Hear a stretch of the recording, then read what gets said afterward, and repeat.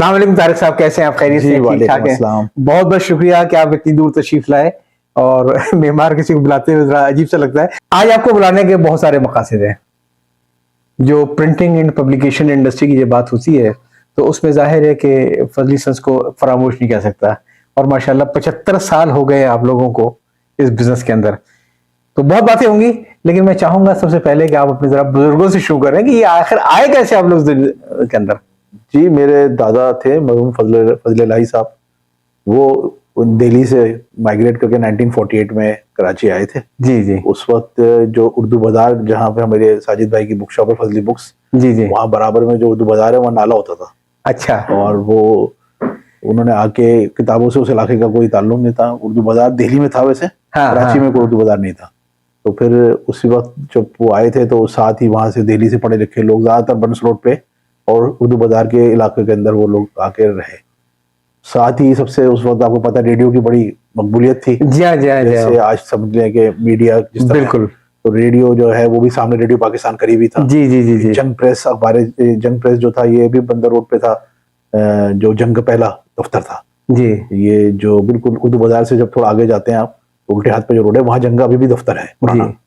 तो ये सारा इलाका जो है वो एक तरह से किताब और इल्म दोस्त लोगों का मरकज बना था। बहुत माजरत तारिफ भाई, लेकिन मैं जानना ही चाहूंगा कि जब पाकिस्तान बना था, जी। अगर मैं गलती पर नहीं हूँ तो हम अगर किताबों की पब्लिकेशन की बात करते हैं तो उर्दू का जो या किताबों का जो मरकज था लाहौर था, कराची नहीं था। क्या मेरा अंदाजा सही है? जी, वो तो आज भी लाहौरी मरकज है सर, ये बात तो फैक्ट है। तो और दिल्ली से चले थे तो लाहौर में क्यों नहीं रुक गए, कराची क्यों आ गए आप लोग?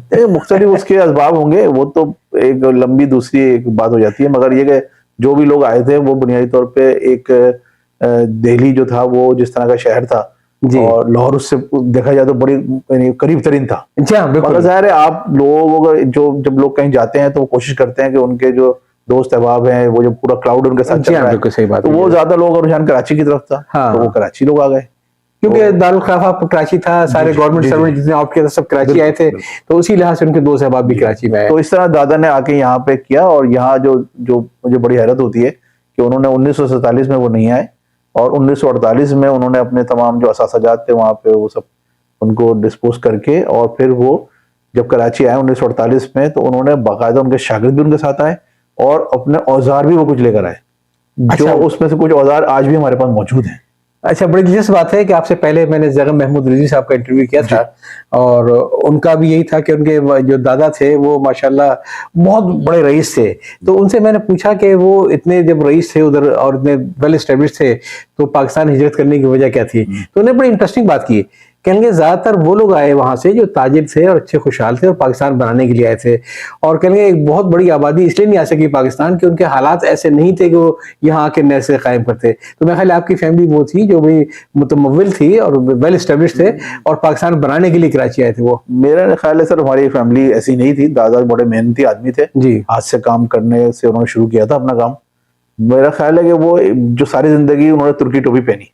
जी जी। और 1977 में जब उनका इंतकाल हुआ है तो वो तब तक आखिरी दम तक मरते दम तक वो तुर्की टाइम वो जो खिलाफत मूवमेंट उस वक्त चली है, इस्लाम से मोहब्बत, वो तो मेरा ख्याल आज होते तो पता नहीं उनका क्या वही बता सकते थे कि आज जो हालत हो चुकी है। मेरा ख्याल है कि जो बड़े दुख की बात है कि लोग वो जो आए थे और वो वहां भी बड़े वेल एस्टेब्लिश थे। जी, ये जहाँ देखा जाए तो यही मैं कह रहा था, अगर वो उनका मकसद आने का सिर्फ वही था इस्लाम। जी जी जी। तो वो सारी जिंदगी इस्लाम से मोहब्बत जी और आपने देखा ना मुसलसल एक आदमी उसको अपने ऊपर पाबंद कर ले कि मैं अब तुर्की टोपी पहनूंगा और सारी जिंदगी उसको फॉलो करे, ये मजाक नहीं। जी जी। तो वो ये चीजें थी सर, मेरा ख्याल है उसकी वजह वो इस्लाम से मोहब्बत और ऐसी जगह आना जो कि विजन दिया था पाकिस्तान का लोगों ने। जी तारिक भाई, असल में मेरे कहने का मकसद ये है कि ये जो एक आम ख्याल है कि लोग सिर्फ और सिर्फ इसलिए कि यहाँ पे कोई मुआशी मौके मिलेंगे नहीं आए थे, बल्कि मुआशी तौर पर स्टेब्लिश थे। अब मैं आपको याद दिलाऊंगा, जब मैं आपके यहाँ गया था एक बार तो मैंने आपके यहाँ वो हबीब बैंक की पासबुक देखी थी जो 1948 में उनका अकाउंट था और उसमें मैंने अपनी आंखों से देखा है कि उस जमाने में उनकी ठीक ठाक ट्रांजेक्शन थी। तो ऐसा नहीं कि बिल्कुल वो मतलब कुछ था उनके पास। मैंने वही अर्ज किया ना कि वो जो लोग थे वहां पे, जैसे कि आपने कहा कि ताजिर रकम साहब ने कहा, तो वो उसमें लाजमी बात है मगर हर आदमी अपॉर्चुनिटी तो उसके पास होती है जो मेहनत करता है जी। और वो भी वो थी। वो जब आए थे तो उन्होंने आके यहाँ पर अपना जो उन्होंने टाइम भी लिया, 1 साल बाद आने का मकसद यही था कि वो प्रॉपर अपने जो भी उनके वसाइल थे, उनको वो सही तरीके से अपने इक्विपमेंट लेकर आते और लेकर अपने, आए। जी हाँ, और जो शागिर्द साथ यानी लेकर आप आए। देखें वो दाब प्रेस जो होता है, जो जिल्दों को दबाने के जी, लिए जी, होता है, जी। उसका अच्छा खासा वजन होता है, जी जी जी वो जी, 30-40 किलो का है, हाँ। उसको वो लेकर आए यहाँ पे। हाँ। अच्छा, ओरिजिनल काम शायद उसका बुक बाइंडिंग का ही था, बुक बाइंडिंग का और जी, प्रिंटिंग का भी था, उनका वो सिलेंडर जी। प्रिंटिंग मशीन थी, जी जी जी। मशीन होती थी जिसमें लकड़ी के टाइप बना के उस पर प्रिंटिंग की जाती थी। ये वैसे जो बुक बाइंडिंग और हैवी मशीनें, अगर हम दिल्ली के हवाले से देखें तो कुछ कारखानदार याद आते हैं, तो क्या आपका ताल्लुक कुछ कारखानदारों के जी, वो खानदान से तो दिल्ली, पुरानी दिल्ली में तो ज्यादातर सर इसी तरह के ही लोग थे जो फनकार थे। आपको जी, पता है जी। कि वहाँ पे तो सारे हिंदुस्तान से जो है, सारे हिंदुस्तान से नहीं बल्कि पूरी दुनिया से जी, जी। जो लोग थे, को दिल्ली इतना अरसा राजधानी रही है और जी। इतनी जबरदस्त वहाँ पे हुकूमतें रही हैं, तो वो उन्होंने अट्रैक्ट किया हमेशा। हाँ, दिल्ली से हमें शायरी याद आते हैं, लेकिन हाँ, वो भी थे बिल्कुल। जो जी, जी, हाथ जी, से बिल्कुल। काम करते नहीं, थे। नहीं, बड़े बड़े कारीगर लोग थे। और शाहिद अहमद देलवी साहब की जी हाँ, खाके आप वो माशाल्लाह, जी, देखें, जी। पढ़े आप, तो आपको अंदाजा होगा किस तरह के लोग बिल्कुल थे। बिल्कुल, इसमें कोई शक नहीं तो है, वो कोई शक नहीं। तो हकीकत है कि दिल्ली जो शहर है आज भी, उसकी बात कुछ और है। तो आपके दादा आए वहां से 1948 जी। में, और यहाँ आके उन्होंने उर्दू बाजार के पास वो जी, स्टार्ट किया उस उर्दू चीज़ को। बाजार के पास उन्होंने स्टार्ट किया, उन्होंने आगे जगह ली वो, जी और वो जगह उन्होंने खरीदी खुद, और वो जगह में उन्होंने इस तरह किया कि जो जहाँ पे साजिदा की बुक शॉप, फजली बुक्स, जी। उसमें फ्रंट के ऊपर जो है वो अपना कारखाना बनाया उन्होंने, और उसकी जो बैक साइड का एरिया था वहां पे उन्होंने रिहाइश बनाई। फिर आपके वालिद साहब फिर कैसे? मेरे वालिद साहब फजलुर रहमान उनका नाम था। तो बड़ा अल्लाह का फजल रहा है आपके अल्हम्दुलिल्लाह। खानदान के ऊपर। जी। दादा भी फजल, जी जी जी जी। वालिद भी फजल, और औलाद सारी फजली। नहीं, औलाद भी फजल है उसका। मैं बता देता हूँ, उसका सिलसिला ये है कि मेरे दादा जो थे उनको लोग फजली साहब कहते थे दिल्ली से ही। अच्छा, तो उन्होंने अच्छा, जब अच्छा। अपना इदारा बनाया तो उसका नाम रखा फजली बुक बाइंडिंग हाउस। जी जी और जी। वो जो पासबुक हबीब बैंक की आपने देखी है 1948 पे, उस पे भी देखें लिखा हुआ फजली बुक जी जी, बाइंडिंग। मैंने पढ़ा है फजली बुक तो बाइंडिंग। जब दादा ने वो आया तो उसी नाम को, जब हमारे वालिद साहब अच्छा। कारोबार में आए तो उन्होंने उसको कर दिया फजली सन्स, अच्छा। क्योंकि मेरे चचा थे, 2 बेटे हो गए, हाँ। फजली सन्स आ गया। हाँ। तो फजली सन्स जो है वो अल्हम्दुलिल्लाह दादा वालिद साहब का बड़ा विजन था, हाँ। और उन्होंने उसको बहुत ही उसको डायनामिकली बढ़ाया, जी। और ट्रेड के अंदर और प्रिंटिंग में और बहुत उन्होंने जबरदस्त तरीके से उसको एक्सपेंड किया। कराची को कैपिटल था तो मौके भी ज्यादा थे, और उनके से मुलाकात, यानी उनका जो हल्का था बाप, वो भी पढ़े लिखे लोगों का, और intermediate board, secondary board, university, और तमाम लोग था। इसी तरीके से दिल्ली से लोग चले आ रहे थे दादा के मिलने वाले, वालिद साहब के जी। से ताल्लुक वाले, जैसे डॉक्टर जमील जाबी और इस तरह के बहुत अच्छा। सारे लोग थे जो कि उनसे ताल्लुक मुसलसल रहा। सही। तो फजली सन्स जो है उर्दू बाजार में की वजह से एक मरकजी जगह था, शहर से सारे लोग आते थे, जी। तो वो वहां पे लाजमी तौर पे रुकते थे। सही, ये सिलसिला जो है वालिद साहब ने उसको कहीं बढ़ाया। इब्ने सफी साहब का मैंने आपको तस्वीर दी थी, जी हाँ, जी हाँ, वो मैं दिखाऊंगा। किताबें उनकी जो है ऊंट गाड़ी पे लोड हो रही हैं, जी हाँ। तो ये भी 1963 की तस्वीर है। हाँ, कमाल की तस्वीर है, मतलब कि ऐलान होता था कब आएगा नॉवेल, और चंद घंटों में क्या था। तो ये अहमद सफी साहब उनके साहबजादे हैं, उन्होंने वो तस्वीर हमें प्रोवाइड की थी। जी तो वो आप तस्वीर देखें, वो माहौल देखें कि यार किस तरह किताबें लोड हो रही हैं, जी और उन्होंने डिस्क्रिप्शन लिखी कितनी मजेदार उसकी। जी। तो ये इस तरह के उस वक्त जो पढ़ने लिखने वाले लोग थे, वो सब उस उर्दू बाजार और उस इलाके से और फजली सन्स से वाकिफ थे। सही। अभी तो आपसे एक पब्लिकेशन के हवाले से बहुत बातें होंगी, लेकिन मैं चाहूंगा कि पहले अपनी एक फैमिली हिस्ट्री के अंदर, कि जब आपकी नस्ल आई तो फिर आप कैसे शामिल हुए इसमें? हम 4 भाई हैं अल्हम्दुलिल्लाह। तो वालिद साहब ने कोशिश की कि हर जो भाई है उसको, बेटे को अलग एक काम दिया जाए ताकि वो जी, जी, मुकम्मल जी, तौर जी। पे। मेरे बड़े भाई फजल अजीम माशाल्लाह, उनको वालिद साहब ने प्लास्टिक की जो शॉपिंग बैग और सॉफ्ट प्लास्टिक होता है उसकी एक इंडस्ट्री उसमें ऐड किया, जी। और वो नाजाबाद नंबर 1 में थी, PSL के नाम से। एक भाई को कागज का काम करते जी हैं। जी। और दूसरे नंबर मैं था, तो मुझे 1983 में कॉलेज से मैं आता था, तो मुझे वो कहते थे भाई आपने यहीं आना है उर्दू बाजार। सही। और वालिद साहब को वो कहना यह था कि यार प्रिंटर कितने भी बड़े हो जाएं, हाँ। मगर उस प्रिंटिंग का अंदर आप प्रिंटर ही रहते हैं। मगर उनका कहना था असल में जो वैल्यू है या इज्जत है वो पब्लिशर की है। अच्छा। तो वालिद साहब की काफी विजन था उनका। हाँ, वालिद साहब की ख्वाहिश थी कि यार मैं पब्लिशिंग करूं। हाँ। तो 1982 में वो गए थे दिल्ली। हमारे जो दादा जब आए थे, जी, तो जी, वो जी। उनके एक शागिर्द होते, नजीर अहमद नाम था उनका। नजीर अहमद तो साहब। वो नजीर अहमद साहब की बेटी की शादी थी, वो वालिद साहब के बचपन के दोस्त थे बहुत जी गहरे। जी जी तो वो नजीर अहमद साहब के की बेटी की शादी में गए थे 82 में, जी। और वहां उनकी मौलाना वहीदुद्दीन खान साहब से मुलाकात हुई। अच्छा। हाँ, तो हाँ, उन्होंने फिर मौलाना की बहुत बड़ा मुतासिर काम। हुए, और जी। मौलाना से सबसे पहले उन्होंने इजाजत ली किताबें शाये करने की, और 20 किताबें उन्होंने यहाँ के शाये की। अच्छा। यानी जो पब्लिशिंग का वेंचर फजली सन्स का था, पहला वो था 1982। बिस्मिल्लाह जहाँ से हुई 20 है। किताबें एक साथ वो भी। अच्छा। और अच्छा, 20 किताबें। 20 किताबें एक साथ हाँ। मौलाना से। वरना आज के तो डिजिटल प्रिंटिंग का दौर है, मैं तो कुछ और समझा कि 20 नहीं, एक किताब के 20 एक किताब उस वक्त 1000 प्रिंट हुई थी। जी हाँ, जी और वो किताबें उन्होंने शाये की। उसके अलावा कुरान उनका था प्रिंट, और उन्हें बाकायदा कुरान की किताबत यामीन देलवी साहब की जो किताबत थी, जी, क्या किताब जी है जी, वो? वो उनसे उनकी किताबत खरीदी बाकायदा, अच्छा। और वो खरीद के किताब उनसे नहीं ली, वो एक इदारतुल कुरान के नाम से इदारा है, मौलाना जी। नूर अहमद होते थे, बर्मा से उनका ताल्लुक था, जो मौलाना हमारे इनके दामाद थे, मुफ्ती शफी साहब के। जी। तो वो जो जहाँ तक मेरे याद पड़ा, मुफ्ती शफी साहब के दामाद थे, उनका इदारा उनके बच्चों का इदारतुल कुरान के नाम से, जी। उनसे वो किताबत ली थी, अच्छा। और वो अच्छी खासी रकम उस पर खर्च की, और वो फिर कुरान हमने शाये किया। अच्छा, तो ये माशाल्लाह। पब्लिशिंग का इब्तिदाई दौर हमारा फजली सन्स का वहां से शुरू हुआ था, और मुझे ही उन्होंने नंबर 2 सन होने के तौर पे वहां पे उर्दू बाजार में प्रिंटिंग और उसमें लगाया। जी, तो बड़े भाई जो थे वो नाजाबाद में होते थे, जी, तो उर्दू बाजार क्योंकि मरकज था फजली सन्स का, जी। और होने की वजह से ज्यादा किताबों से और इल्म दोस्त लोगों से, अदीब शायर सारे वहां आते थे। जी। जब वालिद साहब का भी यही सिलसिला था कि वो मुख्तलिफ काम उन्होंने किए जिंदगी में, और बहुत ही मुख्तसर उनकी उम्र रही, मगर उनके भी जो दोस्त अहबाब थे उसमें सारे पढ़े लिखे दानिश्वर, जैसे उबैदुल्लाह अलीम साहब की किताब उसमें छपी, चांद चेहरा सितारा आंखें, जी, हसन जी। अकबर कमाल की, ये सब किताबें हमारे पास छपती थी, इब्न सर अच्छा। की किताबें, और इनकी बाइंडिंग प्रिंटिंग सब हमारे यहाँ होती थी। अच्छा। और पता नहीं बहुत कुछ, पाकिस्तान में एक शमर सारा निकलता था, हाँ, पाकिस्तान का हाँ, शमा हाँ, था, हाँ, हाँ, हाँ। वो फिर प्रिंट होता था, और उसकी बाइंडिंग होती थी। ऑक्सफोर्ड यूनिवर्सिटी प्रेस की किताबें जो है, जो डिक्शनरीज हैं, वो जी। प्रिंट होकर इंग्लैंड से आती थी, जी। और उसकी बाइंडिंग हमारी यहाँ होती थी। अच्छा, आप तो आ गए माशाल्लाह उस वक्त के लिहाज से पब्लिकेशन में। जी जी आपके भाई जो आ गए नाजवाद में, जिन्होंने प्लास्टिक के अंदर जी, जी। किया। अच्छा, आपका भी अभी होगा गुफ्तगू इंशाल्लाह जी, कि आप भी प्लास्टिक पैकेजिंग में आए। साजिद भाई ये वो बुक साजिद से बड़े मेरे उनसे बड़े मुझसे छोटे भाई हैं, खालिद रहमान। खालिद रहमान साहब। उनका पेपर मार्केट में वालिद साहब ने शुरू किया था पेपर का काम, पेपर की इंडेंटिंग एंड सेल वगैरह का, तो वो इदारा माशाल्लाह वो खालिद भाई चला रहे हैं। अच्छा, और फिर साजिद भाई जो हैं, जी। क्योंकि वालिद साहब की तो 89 में डेथ हो गई थी, तो साजिद भाई जब 99 में इन्होंने MBA किया है, तो जब ये आए थे तो इस दौरान में मैं बुक शॉप खोल चुका था। अच्छा। क्योंकि अंदाजा मैंने यही लगाया था कि यार किताबों की जब तक आपको अपनी शॉप ना हो, हाँ, पब्लिशिंग, हाँ, क्योंकि हाँ। बुनियादी तौर पे हम प्रिंटिंग करके उस बिजनेस को फीड कर रहे थे, सही है। तो हमने 96 में बुक शॉप बनाई, और फिर साजिद भाई जब आए तो उन्होंने ऑप्ट किया कि फिर वो बिजनेस उनको दे दिया गया। वैसे माशाल्लाह आपके वालिद का विजन बड़ा अच्छा था जी जी जी। कि उन्होंने इस तरीके से रखा कि हर आदमी अपना कोई इनपुट दे के अपनी हाँ। चीज अलग करे, जी, जी। फैमिली मिलके भी रहे, जी जी जी। और अपने बिजनेस से भी ज्यादा अलग ना हो किसी अंदाज से। जी। और उसका बड़ा उसने काफी पे किया, मतलब कि उनकी जो जी। आपको भी पे किया, उनको भी पे किया, इसमें कोई शक नहीं है।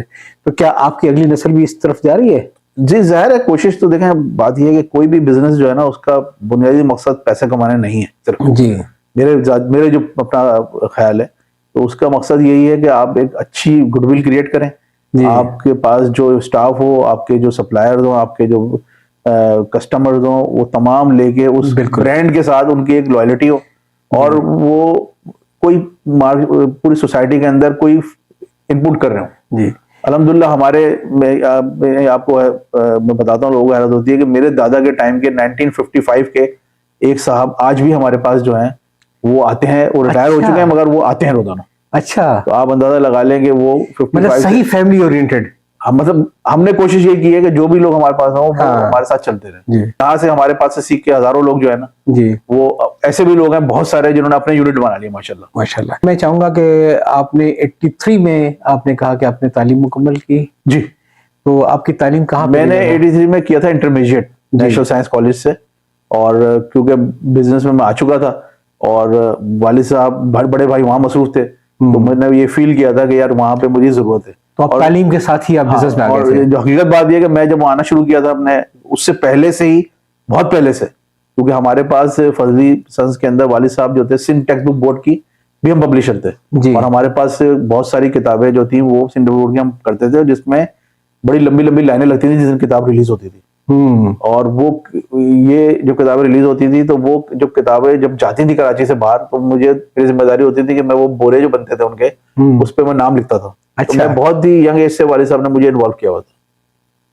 इससे एक जो लेसन मिलता है वो ये मिलता है कि अगर इस किस्म की चीजें हों, तो इसका इंतजार नहीं करना चाहिए कि आदमी पहले BA करे, MBA करे, बाहर से पढ़ के आए और फिर नए से एक नई दुनिया में एंटर हो, बल्कि वो लोग भी कामयाब रहते हैं जो दौरान तालीम ही अपने फैमिली बिजनेस में शामिल हो जाते हैं, और उसके इसलिए आपको खासा पे किया होगा इस चीज में। यकीनन उसमें फिर, मगर उसका एक छोटा सा नेगेटिव पॉइंट यही है कि आप जब इन्वॉल्व हो जाते हैं बहुत ज्यादा, तो फिर आपकी तवज्जो तालीम पे उस तरह नहीं होती जिस तरह के एक जो सिर्फ तालीम की तरफ रुझान होता है। जी जी। मगर ये कि प्रैक्टिकल एक्सपीरियंस की सर बात कुछ और है।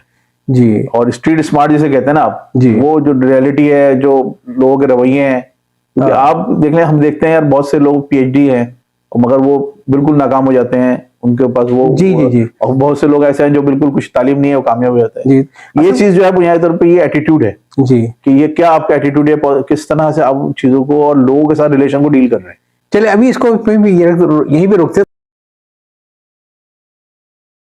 जी, अस्सलाम वालेकुम। दूसरा हिस्सा हमारा शुरू हो रहा है, लेकिन वालेकुम मैं दो चीज़ों के लिए पहले कहूँगा मैं आपसे कि पहली बात तो ये कि थोड़ी-सी तशनगी रह गई है फैमिली बिज़नेस के बारे में, एक तो उसको कंक्लूड कर लें। दूसरा जो पिछले हिस्से में आपने बात की थी कि एक नेगेटिव पॉइंट ये होता है शुरू में कारोबार लगने के असल तालीम से तवज्जो हट जाती है। अच्छा, मैंने देखा ये है कि जिनको आपने कहा ना स्ट्रीट स्मार्ट, वो लोग ये होते हैं कि वो तालीम का सिलसिला अपना जारी रखते हैं, लेकिन फ़ोकस होके जो उनकी अपना है। हमारे 16 साल की तालीम में अगर पढ़ के निकले तो बाद में वो अलजेब्रा के फार्मूले किसी काम नहीं आते हैं। ऐसी मैं एक इंटरव्यू मेरा मौजूद है, मैं अब्दुल वासी सिद्दीकी साहब की अहलिया का, तो उन्होंने बिल्कुल इंटर में छोड़ा था सही मानों में, लेकिन उनके नीचे बहुत सारे इंजीनियर्स काम करते थे, बहुत बड़ा इदारा उन्होंने बनाया, सिर्फ इसलिए कि वो अपनी फील्ड में पढ़ते रहे सिर्फ अपनी फील्ड में फोकस हो गए। तो मेरा ख्याल है कि इस दौरान में भी आपने अपनी फील्ड के अंदर खासी अपनी वो मालूमात, इल्म बढ़ाने की कोशिश की होगी।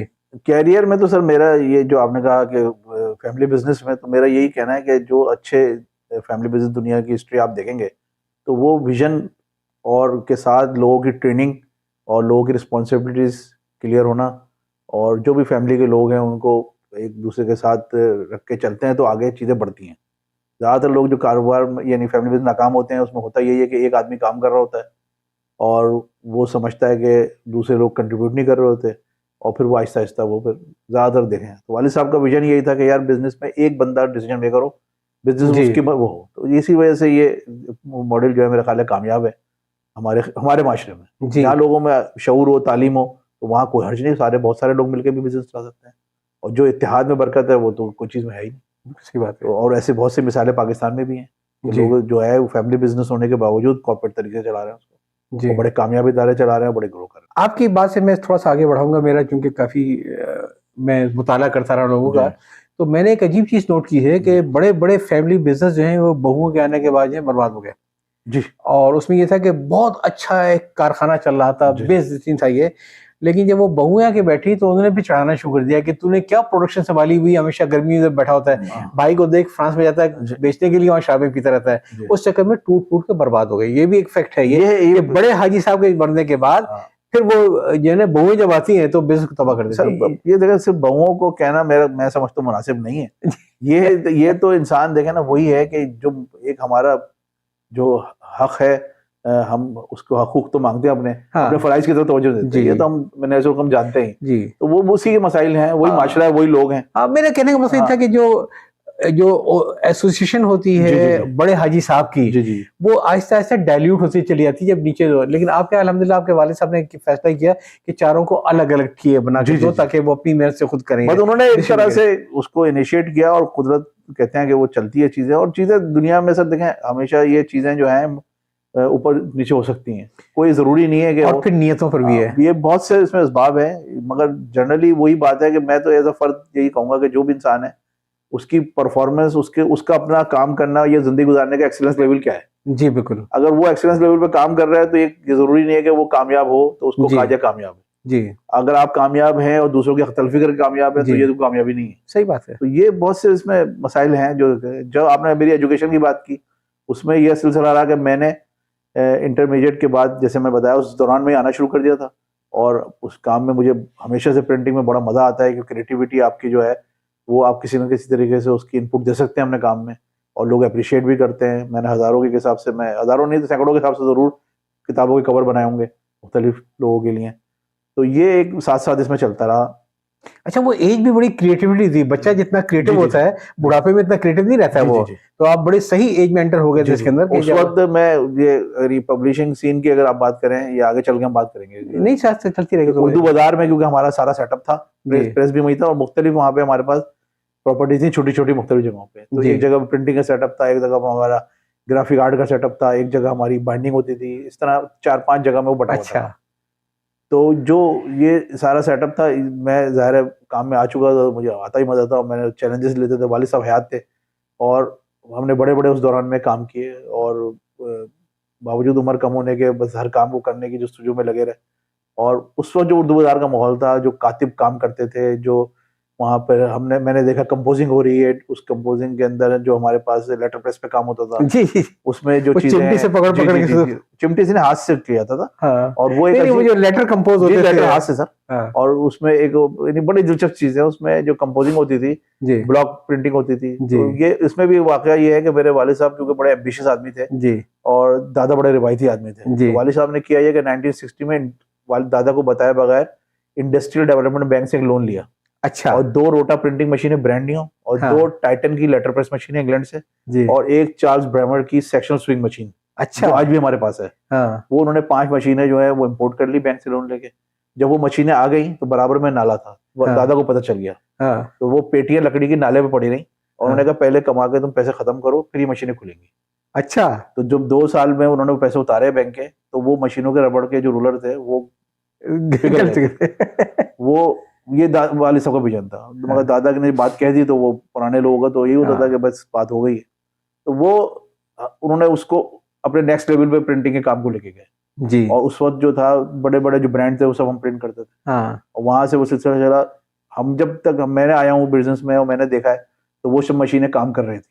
सही। और लेटर प्रेस की भी जो दिलचस्प सूरत हाल होती है वो आज के लोगों को बिल्कुल आइडिया नहीं है कि वो जो एक एक पेज होता था, एक किताब होती थी, वो उसके 16-16 पेज करके छपते थे। जी ये 32 पेजेस छपते थे जी। क्योंकि वो जो लेटर सेट होते थे आपके में फॉन्ट ही नहीं होता था। हाँ। वो लेट के फॉन्ट होते थे, वो 16 पेज प्रिंट होते थे और वो फिर उसके बाद वो खुलते थे और फिर होते थे। तो जो सबसे दिलचस्प मुझे लगता था उस वक्त जब मैं बहुत छोटा था कि वो जो डिस्ट्रीब्यूटर आदमी होता था, हाँ। जो वो छोटी छोटी लकड़ी की उसके अंदर पोर्शन होते थे जिसमें हर फॉन्ट रखा होता था। यानी अगर आपने टाइम्स रोमन है हाँ, तो हाँ। टाइम्स रोमन का 6 पॉइंट से लेकर आपके पास 72 पॉइंट तक का फॉन्ट जो है ना जी वहां रखा हुआ है और उसमें इटैलिक भी है और उसके अंदर बोल्ड भी है और वो सारे उनको पता होता था। क्वांटिटी कम ज्यादा हो सकती थी, क्वांटिटी कम ज्यादा होती थी, वो फिर वो पूरा एक लाइन बनाते थे जी।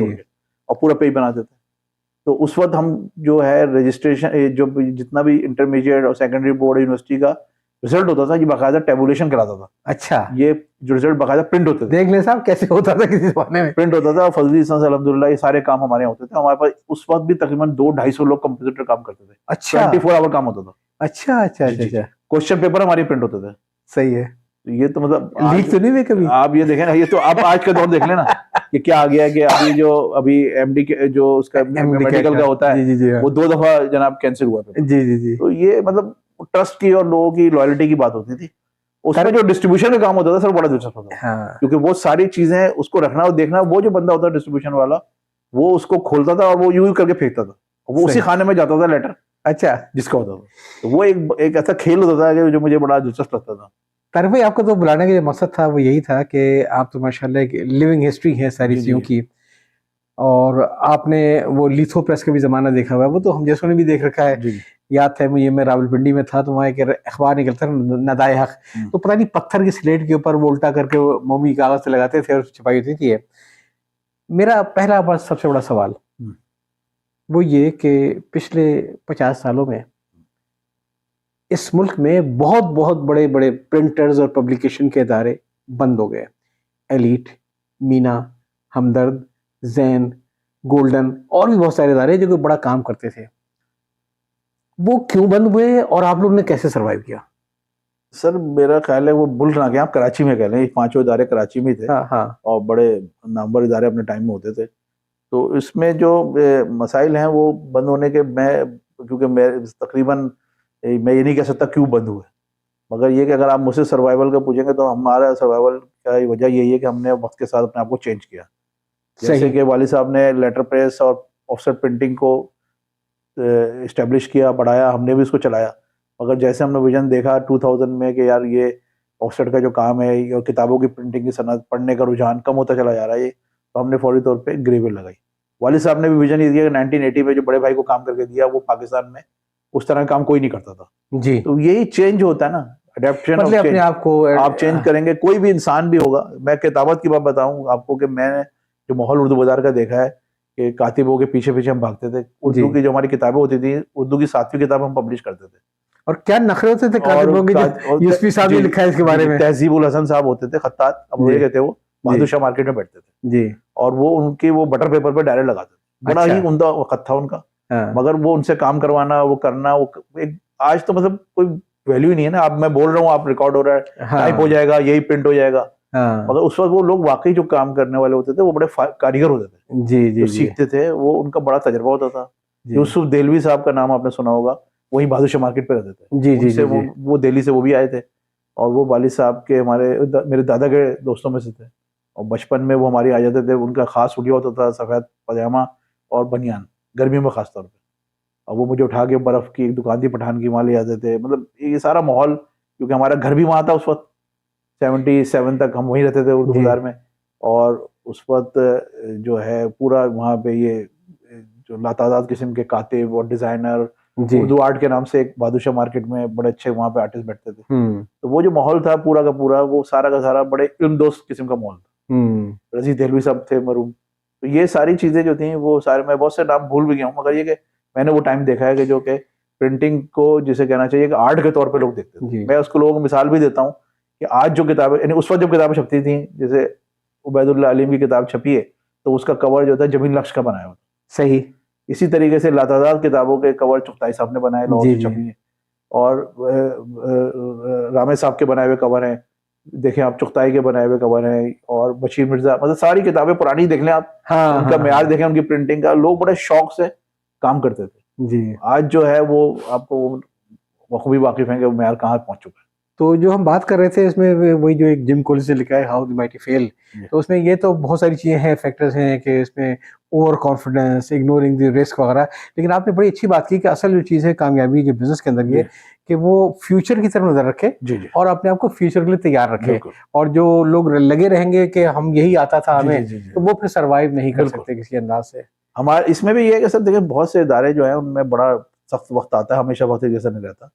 मैंने भी जब अपना फुल बिजनेस को एक्सपेंड करने के लिए कोशिश की, तो एक 2005 में एक बड़ा स्टेप लिया, एक बड़ा लोन लिया, जो कि बहुत सी चीज़ें फिर सारी लेने के बाद रिवर्ट हो गई। कुदरत भी बाद वक्त इस तरह होता है कि आपकी चीज़ें आपके बियॉन्ड कंट्रोल होती हैं। तो बात होती है सर्वाइव करने की। आप वही है कि आप पिच पे खड़े होंगे तो हाँ। आप कुछ ना कुछ कर ही लेंगे। अब कुछ बोल्ड ना होके कुछ बाहर हो गए तो फिर जी। कुछ नहीं हो सकता। तो मैंने उस वक्त, मुझे बहुत से लोगों ने कहा, तो वही कि बहुत देर की कोशिश की कि यार लोग सपोर्ट कर दें, मगर नहीं हो सकी सपोर्ट। मगर मैंने खुद उसमें जो मैंने पढ़ा था कहीं बहुत पहले कि विंस्टन चर्चिल ने कहा था, if you are going to the hell, through the hell, going through it. वही फिर।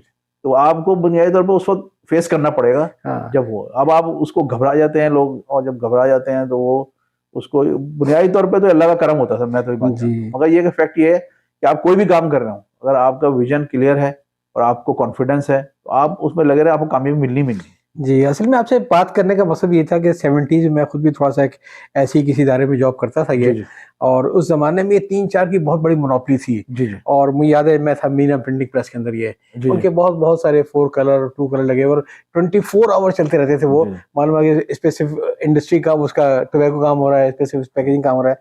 तो मुझे बड़ा ताज्जुब होता था कि भई इतने बड़े-बड़े इदारे अचानक कैसे वैनिश हो गए? मेरे ख्याल है हर एक के फैक्टर्स अलग-अलग रहे होंगे। सर, मैं देखें, अब मीना प्रेस का आपने नाम लिया है। मीना प्रेस जो है वो बहुत ही अचानक बंद हुआ था, जी। और मेरे वालिद साहब मरहूम के भी ताल्लुकात थे वहाँ से, और तकरीबन पूरा जो प्रिंटिंग मशीनरी का इक्विपमेंट था मेरे वालिद ने खरीदा था वहाँ से। अच्छा। और उसको खरीद के उन्होंने कुछ खुद लगाया, बाकी डिस्पोज किया, जी, और कुछ वो इतना अरसा पड़ा रहा, वो हमने डिस्पोज किया। जी। बात वही है कि देखें, आप ये टेक्नोलॉजी जो होती आपने, है ना। मैं तो छोड़ चुका था मीना, लेकिन मैंने सुना ये था कि इतना अचानक बंद किया था कि उनके जो ऑपरेशन डायरेक्टर यूसुफ कुश्ती वाला साहब, उनको भी बाद में मालूम हुआ कि ये अब जी, बंद कर चुके हैं। तो कोई भी जो इदारा जो टेक्नोलॉजी ड्रिवन होना सर, उसमें टेक्नोलॉजी की न्यू इंसेप्शन जब तक नहीं होगी, और जी कराची में बड़े बड़े इदारे, अब पाकिस्तान में बल्कि जदीद तरीन मशीनें आ चुकी हैं, जदीद जी। तरीन जो है हमारे पास काम हो रहा है पाकिस्तान में इस वक्त, वर्ल्ड इंटरनेशनल ग्लोबल क्वालिटी का। और मतलब मैं इसको यूं कहूंगा कि पिछली टेक्नोलॉजी पे हमने जितनी भी इन्वेस्टमेंट की थी जी जी जी वो अपना पे कर चुकी है, लेकिन अब अपने आप को नई टेक्नोलॉजी यही के तरीका तैयार है सर, ये करनी सारी है। दुनिया में यही होता है कि जी आपने जो टेक्नोलॉजी होती है वो एब्सोल्यूट होती है, जी आपने न्यू टेक्नोलॉजी लानी होती है, जी स्पीड बढ़ जाती है। देखें, जी ज्यादातर जो प्रिंटिंग का काम है ना, वो बुनियादी तौर पे दुनिया में उसके पीछे आज जो है वो फूड बहुत बड़ा सेक्टर है। जी जो फूड की पैकेजिंग है वो लोग बनाते हैं, बड़े बड़े जितने भी इदारे इस वक्त काम कर रहे हैं दुनिया में, जी वो बुनियादी तौर पे वो उस पर काम कर रहे हैं। जी तो उसके लिए जो इक्विपमेंट है आपको वो चाहिए अप टू डेट, बिल्कुल, जी ताकि कंसिस्टेंसी आ जाए और क्वालिटी हो और टाइम डिलीवरी हो, जी क्योंकि मल्टीपल प्लांट्स में मटेरियल देना होता है। तो जो इदारे इस चीज को फोकस करते हैं और इन्वेस्टमेंट करते हैं तो वो आगे बढ़ते हैं, तो अपने आप को अपडेट करते रहना चाहिए अपडेट भाई। करते रहते मुझे याद है एक जमाने में कलर टीवी जो होते थे, ब्लैक एंड व्हाइट टीवी थे, वो कोई 1.5-2 मिनट 3 मिनट लगाते थे कम से कम उसको ऑन होने में, हाँ, बॉल बेस जी है। जी बिल्कुल। तो अगर कोई कहता कि मैंने कारखाना लगा लिया जी, है जी। और उसी के ऊपर गुड मनी चाहिए बैड मनी लगता रहता तो वो खत्म हो गया था पूरा। सर तो यही हिसाब कंप्यूटर्स का भी है, यही हिसाब मोबाइल फोन का भी है। तो जो चीज़ है जो अभी तक जो मैंने सीखी है जी, जी। आपसे बात गुफ्तगू में, वो ये है कि कामयाबी के बाद, वो हमारे इरफान सिद्दीकी साहब अक्सर कहा करते थे हमारे ट्रेनिंग सेशन में मीज़ान बैंक के अंदर, ये कि जो चीज़ हमें यहाँ तक ले आई है वो आगे तक लेके नहीं जाएगी। तो हमें अपने आप को हमेशा अपने तैयार करते रहना बिल्कुल चाहिए। बिल्कुल। तो ये तो बड़ी अच्छी गुफ्तगू चली है, लेकिन मैं ख्याल है हम इसको थोड़ा सा रोक के फिर एक अगले हिस्से में आते हैं और इसके बाद फिर इंशाल्लाह तीसरे हिस्से में बात होगी। ठीक है।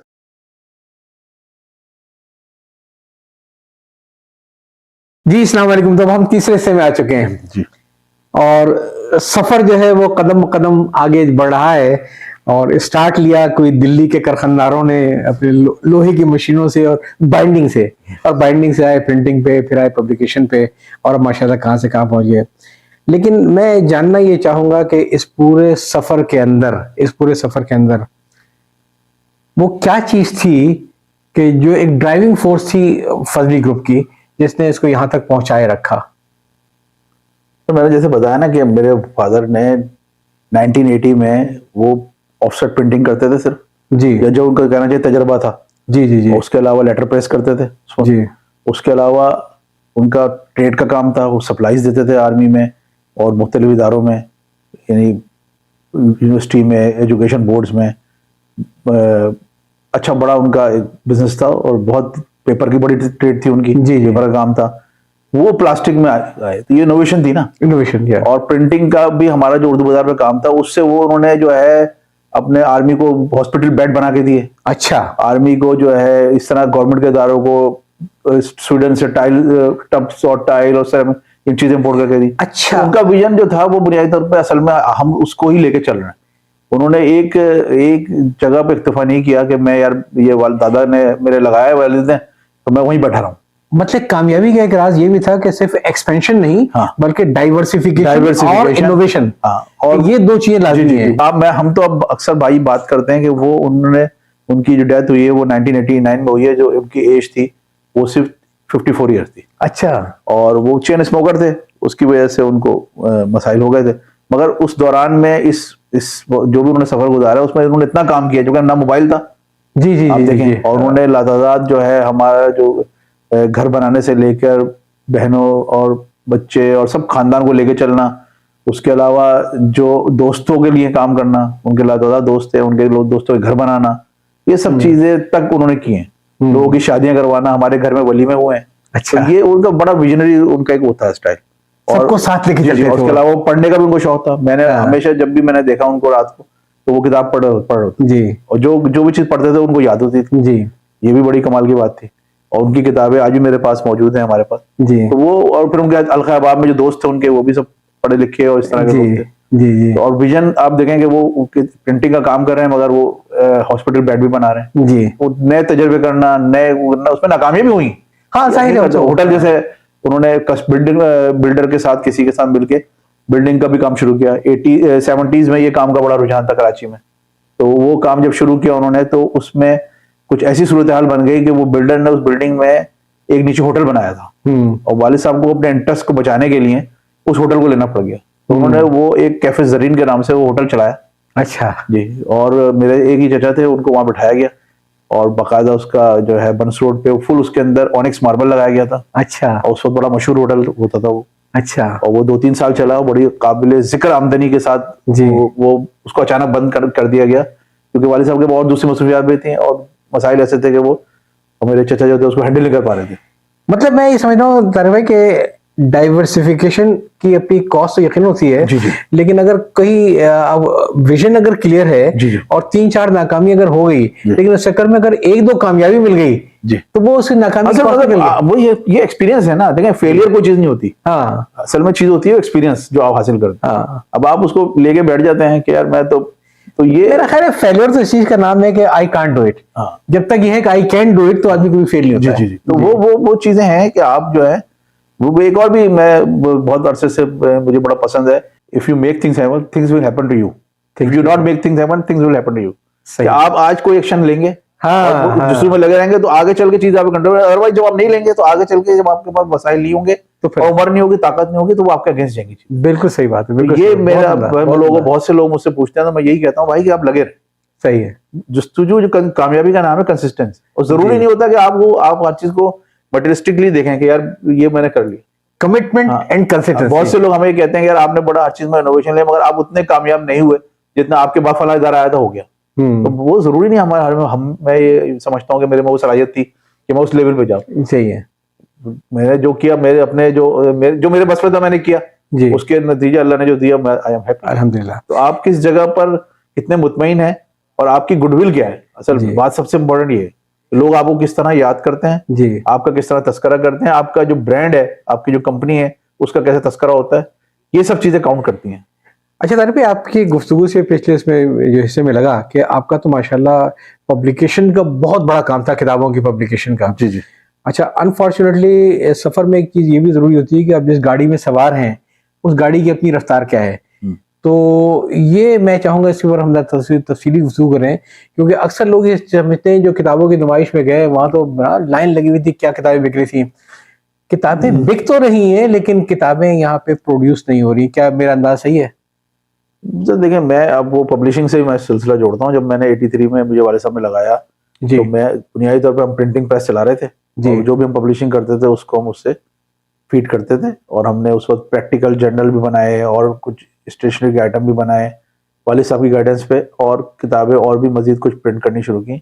फादर की हमारी डेथ हुई 89 में, तो उसके बाद उससे पहले हमीद नसीम साहब मरहूम जो थे, रेडियो पाकिस्तान में डिप्टी डायरेक्टर जनरल से रिटायर हुए थे, बड़े मशहूर उनकी किताबें मुतनविश की नामुमकिन की जस्तुजू, जी जी मैंने पढ़ी। वो हमारी आते थे, उनकी हमने सबसे पहले उन्होंने तारुफुल फुरकान हमसे प्रिंट करवाई थी। अच्छा। जिल्द अव्वल उसकी कुरान की तफसीर थी, और वो वालिद साहब से उनकी मुलाकात हुई थी। उस वक्त वालिद साहब से उनकी बड़ी दोस्ती हो गई। फिर बाद में वालिद साहब के इंतकाल के बाद वो रेडियो पाकिस्तान क्योंकि रोज आते थे, तो फिर मेरे पास आ जाते थे। तो वहाँ पे उनकी बाकी उसकी 4 जिल्दें मैंने शाये की, तारुफुल फुरकान की, उनकी दूसरी शब किताबें।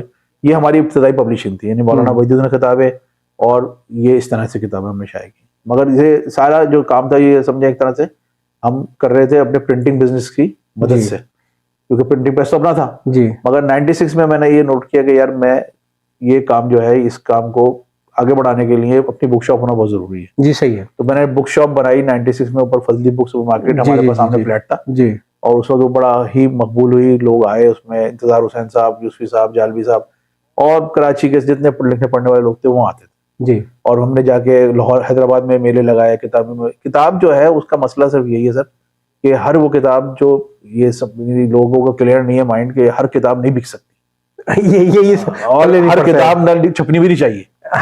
ये बड़े मसाइल है। मैं एज अ पब्लिशर सुनता रहता हूँ कि लोग जो है वो एज अ बुक रीडर को विलन के तौर पे पेश करते हैं। एज अ बुक रीडर मैंने कई लोगों को मशवरा दिया कि भाई किताब जरूरी नहीं कि बिके आपकी, इसलिए जल्दी ना करें इसके अंदर किसी अंदाज से। तो किताब जो है वो बुनियादी तौर पे आज यानी दौर जो है उसको अगर हम देखते हैं तो हम अपनी आबादी के हिसाब से देखते हैं तो वो बहुत नीचे, लोग अक्सर शिकायत करते हैं आगे, और हकीकत है जी, क्योंकि दूसरी दिलचस्पियां आ गई हैं, हमारे पास दूसरी दिलचस्पियां हैं, और हमारा माशरा उस तरह नहीं है। हमारे जब वीसीआर आया तो पूरी कौम वीसीआर पे लग गई, तो आजकल हमारी पूरी कौम सोशल मीडिया पे लगी। अल्लाह करे कि इसका भी कुछ आ जाएगा, वो हो जाए, मगर ये कि हम लोग जो है वो खुद अपनी उससे नहीं चल रहे जी। मैं जस्ट में जो चीज उठाना चाह रहा था आपसे जिस मसले को, एक सफर है मेरा इत्तेफाक से उनसे भी मुलाकात हुई, मेरे इंटरव्यू लिया था मैंने एटलांटिस पब्लिकेशन के फारूक साहब का, और उनकी बहुत बड़ी लाइब्रेरी है बच्चों का, इसका उसका।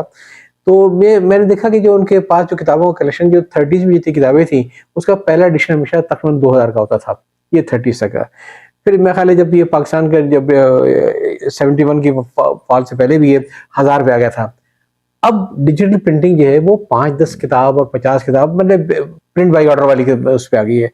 ये जो सफर आया है कि 2000 किताब का छपना और 50 किताब, इस वजह ना 50 किताबें डिजिटल प्रिंटिंग के अंदर जो सर्च है, और दूसरी तरफ हम ये देखते हैं कि किताबों का बड़ा मिला। अच्छा, आप इत्तेफाक से, मैं अगर गलती पर नहीं हूँ तो चेयरमैन भी हैं अपनी जो प्रिंटिंग वगैरह की और graphic Pakistan association of printing and graphic art industry, तो मैं 2 साल के लिए मैं चेयरमैन। अब मेरा सवाल उसके चेयरमैन से है कि ये मुझे ये बताइए कि पाकिस्तान में जो किताबें छप रही हैं उसमें हम 3 किस्म की किताबों को अलग कर दें। एक वो जो है कि बड़े-बड़े चेन ऑफ स्कूल्स जो हैं वो अपने लिए चाइना से प्रिंट करके यहाँ मंगवा लेते हैं, तो उससे पाकिस्तान के ना मुसन्निफ को कोई फ़ायदा है, ना पब्लिशर को फ़ायदा है, बुक सेलर तो बेच लेगा। दूसरी वो है जो सिंगापुर से यहाँ से वहाँ से तोल के आए थे किताबें निकली हुई इनकी रद्दी के नाम पे बगैर किसी पब्लिकेशन के उसके, वो भी बिक जाती हैं। तीसरा हमारे जो है कि मज़हबी किताबें हैं, हालाँकि वो भी पढ़ती कम है और बिकती आजकल ज़्यादा है। इन हालात में मुझे बताइए कि जब ये हालात ऐसे हो जाएँ, तो किताब की इंडस्ट्री को चैलेंज क्या? अब मेरा आपसे सवाल है एज़ ए पब्लिकेशन हाउस कि सही मानो बताएँ कि इस वक़्त थ्रेट क्या है? मतलब ये कि लोग क्यों कहते हैं कि इस वक़्त किताब छापना नुकसानदेह और किताब इम्पोर्ट करना ज़्यादा सस्ता है? देखिए, इस मसला ये है कि as a chairman of Pakistan printing and graphic industry हमारी एसोसिएशन है उसकी प्ली यही है कि जो एकेडमिक किताबें बाहर से इम्पोर्ट होकर आ रही हैं उस पे जो पाकिस्तान गवर्नमेंट का मौक़िफ़ है कि जी हम ड्यूटी नहीं लगा सकते, कन्वेंशन पे पाकिस्तान ने साइन किया हुआ है, तो उसकी वजह से उस पर जो इनकम टैक्स वगैरह है वो तकरीबन 12-13% इम्पोर्ट ड्यूटी पड़ती है। अगर आप भी एकेडमिक किताब मंगाएंगे ना जी, तो आपको 12-13% में किताब मिल जाएगी।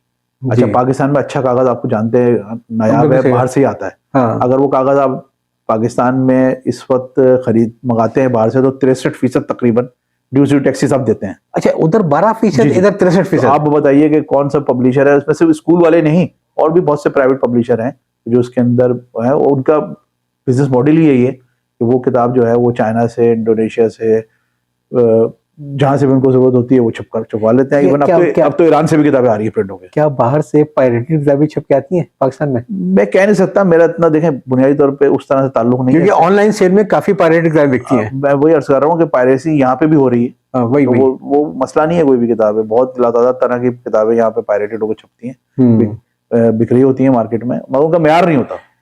बात यह कि जो किताबों का शौकीन होता है, किताबों से मोहब्बत करता है, वो उसके हाथ पे किताब आती है बता देता है कि यार ये पायरेटेड है। अच्छा, डिजिटल की तरफ आपने जो बात की है वो बहुत अच्छा है उन किताबों के लिए जिनको नहीं छपना चाहिए।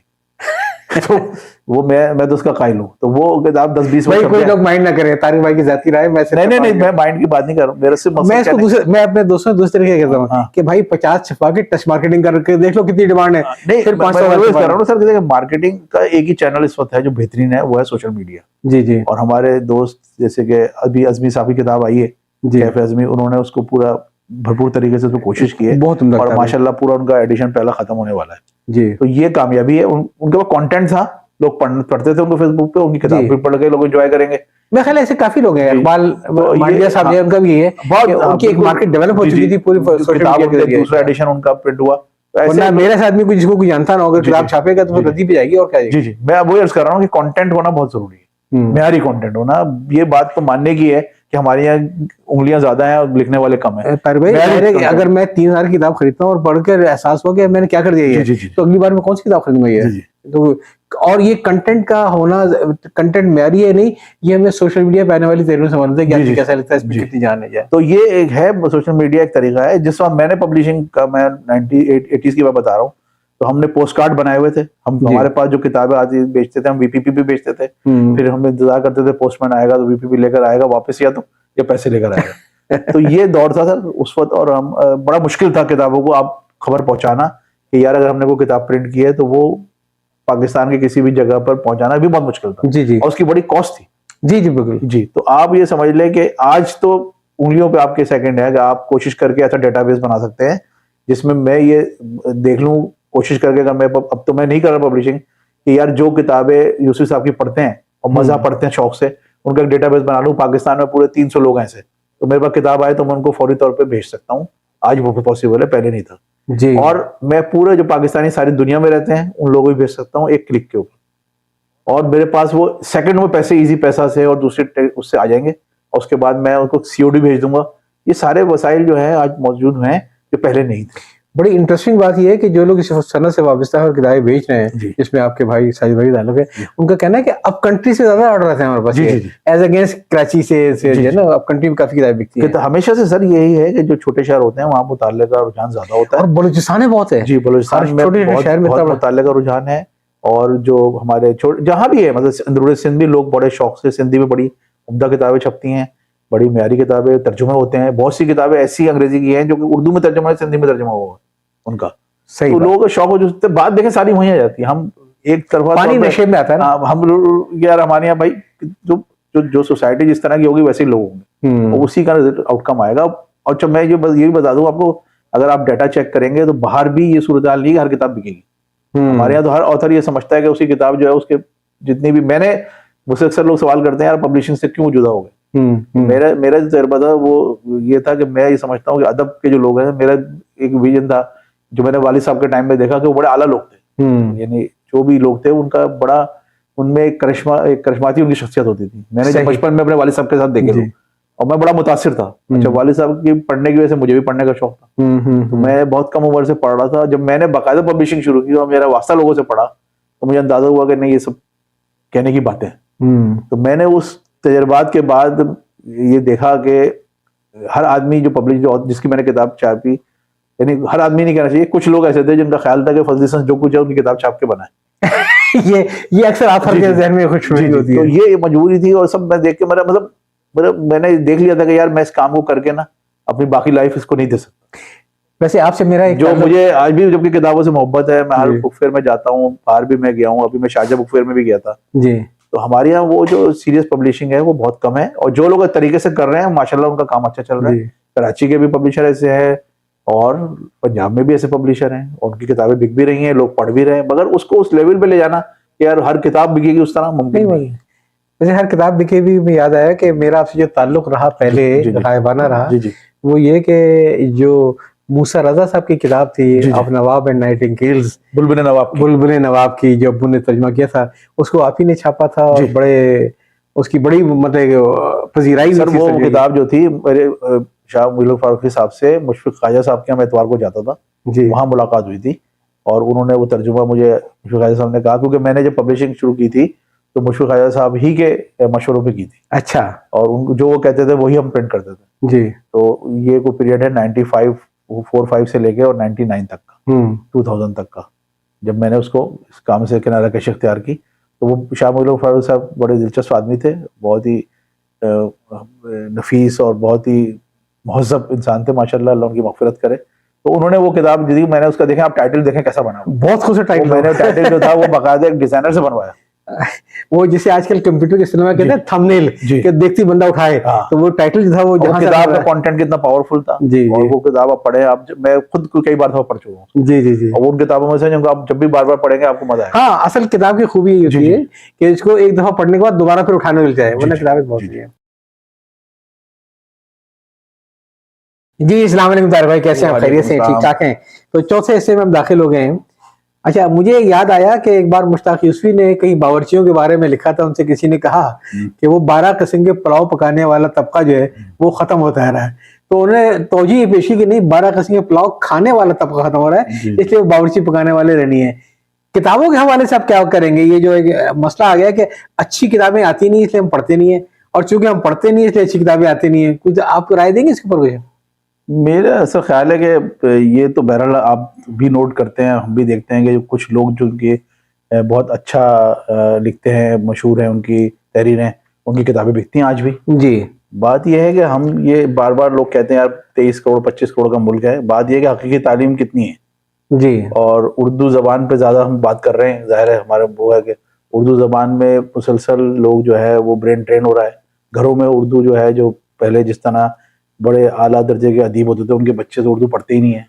सही। बहुत से मसाइल हैं ऐसे जो कि आप इसको एक वजह नहीं कह सकते। आप जरा कथा कलामी होगी आजकल के हवाले से मैं बात से पूछूं, आप इंडस्ट्री में हैं, आजकल नई किताबें, नया कंटेंट अंग्रेजी में ज्यादा बिक जाता है या उर्दू में ज्यादा बिक जाता है?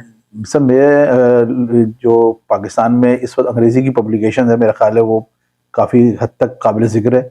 और अच्छा। जी, जो मैं दो इदारों की किताबें प्रिंट करता हूँ, लाइट स्टोन की और लिबर्टी की, जी। जो यहाँ पर कराची के इदारे हैं दोनों, और वो नए बहुत से अंग्रेजी के लिखने वाले ऑथर से किताबें प्रिंट कर रहे हैं। अच्छा। और कुछ किताबों के मल्टीपल एडिशन भी बिकते हैं। अच्छा। तो ये बहुत सी चीज़ें रिलेट करती हैं। जैसे हमने उर्दू का बात कर रहे हैं, तो उर्दू पढ़ने वाले लोग ब्रेन ड्रेन भी हो रहा है, लोग भी बाहर जा रहे हैं उस तरह से। सोशल मीडिया में तो सोशल मीडिया है, मगर मैं जाती तौर पे समझता हूँ कि उर्दू लिखना और पढ़ना बड़ा है सोशल मीडिया की वजह से। जी। जो मैं फेसबुक पे देखता हूँ नहीं, मुसलसल, पढ़ना बड़ा है, सुनना बड़ा है, लेकिन लिखना तो नहीं बढ़ा इतना। लिखना भी बड़ा है ना। कंटेंट जो लोग हैं ऐसे बहुत से वो लिखते ही नहीं थे, जी मगर जी अब जी क्योंकि उनको पजीराई होती है, वो लिखते हैं उसको, उनको लाइक्स मिलते हैं या लोग अप्रिशिएट करते हैं। इकबाल रहमान है, बहुत से अजहर अज़मी है, बहुत सारे हैं। कोई शक नहीं है, वो बड़ा उस पे आला दर्जे की तहरीर लिखते हैं। और ऐसे बहुत लोग हैं जिन्होंने उसके बाद किताबें उनकी शाये की हैं और किताबें बिकी हुई हैं। तो ये मतलब इसमें जजमेंट देना कि यार ये हतमी तौर पे कोई बात नहीं है। लेकिन ओवरऑल आप समझते हैं कि आज भी अंग्रेजी का कंटेंट बिक जाता है। अंग्रेजी का कंटेंट, मैंने वही कहा ना कि उसमें जो लोग दिलचस्पी लेते हैं, वो सीरियस लेते हैं, किताब पे पैसा खर्च करते हैं, वो ज्यादा है जी कंपेयर टू अंग्रेजी उर्दू के मुकाबले, मेरे ख्याल जी में। जी ये मेरा ख्याल है, गलत भी हो सकता है। तो और वो उसके अंदर वजह वही है कि किताब में जो बाहर बैनुल अक़वामी कंटेंट आ रहा है अंग्रेजी के अंदर, वो बड़ा आला मयार का है। जी जी जी और हमारे यहाँ तर्जुमों के जो जिस रफ्तार से काम होना चाहिए उर्दू में, वो नहीं होता। जी बिल्कुल।